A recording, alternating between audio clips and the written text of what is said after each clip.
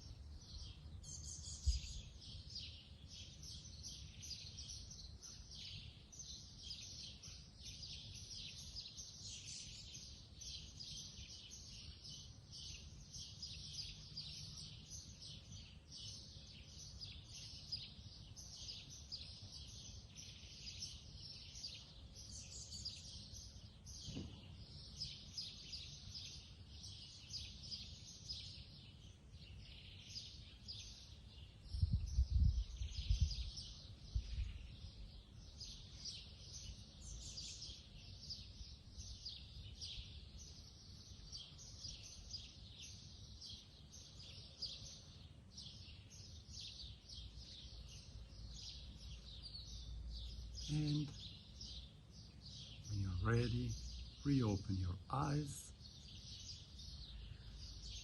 let go of the breath, and return to your normal thinking patterns. So, I wonder how these 3 minutes were. I imagine that for some of you may have been reasonably easy and pleasant to sit quietly for 3 minutes. And I also am quite sure that there would have been some of you for whom these 3 minutes was pretty challenging. A lot of thoughts, difficult to stop the mind from thinking, perhaps waiting for the 3 minutes to be over in a kind of uncomfortable mental state of forcing quietness where there is no quietness, and so on. So all of these results are perfectly normal. What is important is that you realize that the more it was difficult to keep the mind absolutely quiet for just 3 minutes, the more it means that your mind needs some calmness. It needs some mindfulness, because it's so used to being in a state of agitation that to go to a calm state, it's even uncomfortable, perhaps impossible. And it is very, very important to achieve a state of clarity and a state of tranquility, for a number of reasons that I will illustrate to you now, and they are the reasons which make mindfulness practice so useful in all facets of our lives. Once we have this state of mindfulness, once we are able to see things clearly, the first thing that we can see clearly is ourselves. We can see clearly who we are, what are our strengths and our weaknesses, what are our opportunities and our threats, what are our good behaviors and perhaps not so good behaviors, how I react and why I react to different situations, to different people. What is life presenting me and what are others trying to really tell me when they're communicating with me in professional contexts, in relationships, and so on. And I'm sure you can already understand that when I see all of these things much more clearly and much more deeply, I suddenly have a kind of mental superpower. I can implement the right response, the right action, the right habit, the right solution far more effectively than I could otherwise, in a state of kind of confusion or erratic emotions or sudden reactions and so on. The second very important thing is that by seeing myself more clearly, I realize my state, my condition. I realize how I am. You know, in English, there is a very common greeting, which is, how are you? But inside these 3 words, how are you, there is a very, very deep question. Perhaps the deepest question you can ask yourself. How are you, really? First of all, what does it mean, how are you? How are you physically, mentally, emotionally? How are you professionally, or perhaps in your personal relationship? How are you financially? What exactly it means, how are you? Well, by understanding what it means to me and by understanding how I really am right now at this point in my life, I may realize what adjustments I need to make to be happier, to be more fulfilled, to have more energy, to be healthier, to be more serene, to basically be the best version of me that I can be, to give the best to life and therefore hopefully also receive the best from life. Unfortunately, most of us actually operate somewhere around 50% of our true capability. We may be physically a little unwell, we neglect our bodies, we spend too many hours sitting, we forget to move, or when we move, we do it in a very monothematic way. For example, very few people do stretching, and then they suffer from some back pain or from some headaches and so on. We may be mentally not at our best. We are overloaded. From the moment we wake up in the morning to the moment we go to sleep in the evening, we have a constant bombardment of stimuli. So much so that even when we could have a moment of quiet, we will go and seek some artificial stimuli because our mind is just simply not used anymore to being quiet, to being at peace, to being with itself. And emotionally, we may be a little bit empty, a little bit unfulfilled, without so much love to give and perhaps also to receive from life, from everyone. Because we are so much in this cognitive, super fast treadmill that perhaps we don't dedicate enough time to our emotional growth and to our emotional fulfillment. And so these 3 elements, the body, the mind, the emotions, or the spirit, whatever you want to call it, combine together into making who we are as a human being. And if the body is not so well, it lacks energy, it's not feeling at its best, the mind is overloaded, and the spirit is a little bit empty and unfulfilled, well, there we are, at this kind of 50% of our potential capability, energy, happiness, potential. And so by becoming mindful, what we can discover is why we are at that 50%. And usually what you will find is that the reason why we are at that 50% is not some big major life reason. Fortunately, this is a blessing and you should be very grateful for that. But it's a series of very small habits. Some physiological habits, lack of exercise, lack of stretching, poor nutrition, not enough sleep, the list is very long. Some mental habits, over-focusing on problems instead of solutions. Complaining. Complaining is a habit I cite very often because complaining can make even the brightest day cloudy. Imagine you wake up in the morning and everything is actually quite good. You're alive, you're healthy, you move with your legs, you see with your eyes, you have a roof over your head, you have food in the fridge, you have loving people around you, perhaps you have a fulfilling job or at least a job to go to. Life is actually quite good. But then suddenly you will start focusing on some negatives. You'd like to sleep a little more. There is traffic on the road. It's cloudy instead of sunny. Somebody at the office didn't deliver what you expected, and so on and so forth. And all of these little aggravations are nothing more than little gray clouds that you paint in the sky of the mind. And so a potentially sunny day becomes gray and cloudy all by your own doing. Because actually most of the things that we complain about fall into two categories. That's it. Category number one, things for which there is a solution. So don't complain, fix it. In category number two, things for which there is no solution. So don't complain, accept it. And just by applying this very simple mindful rule, we're already eliminating probably 90% of our needless complaints in the day. And finally, to go back to these habits that impact our overall well-being and potential, the spirit, the emotions, well, perhaps we are not compassionate enough. We are not focused enough on our values. And when I talk about values, things like compassion, courage, respect, empathy, the first person you should express those values towards is yourself. If I'm a compassionate person, I should be compassionate to myself first.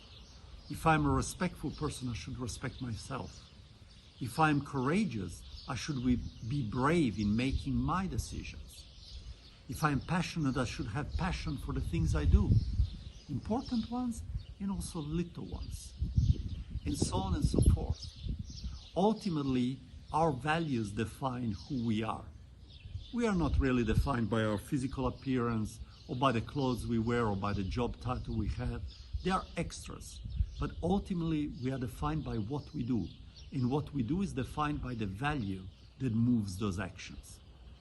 So by projecting those values to yourself and from yourself to others, you fulfill your purpose of who you are and who you wish to be in this life. So the moment we gather this clarity, this mindfulness, and we're able to see all these things about ourselves, the final step that we should ask is, well, how do I change? What do I do the moment I realize that I have some physiological, mental, or emotional habits that impact me negatively? Now I can see them clearly. Well, the moment you can see those clearly, I can assure you that you will also start seeing the solutions clearly.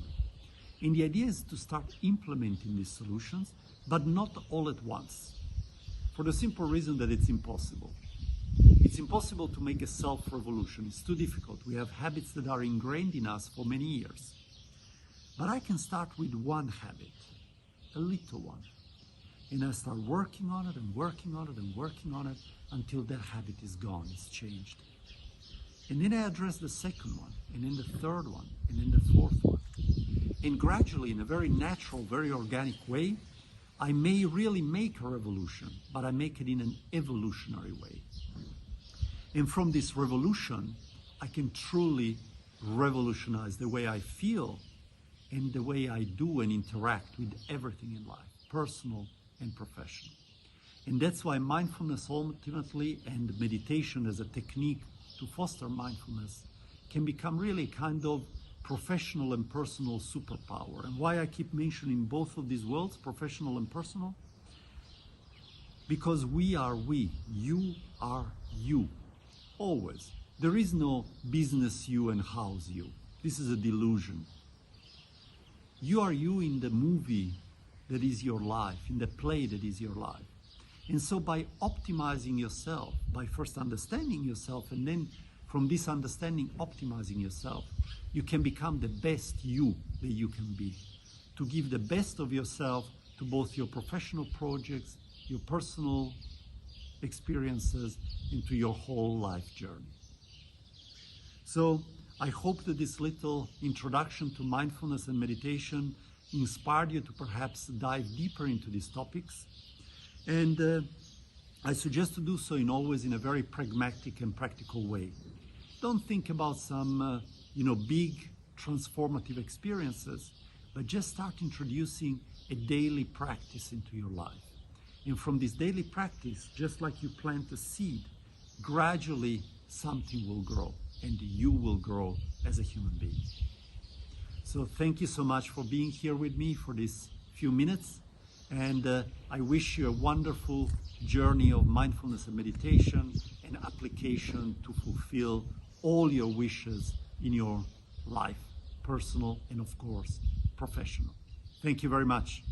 Om Tofel.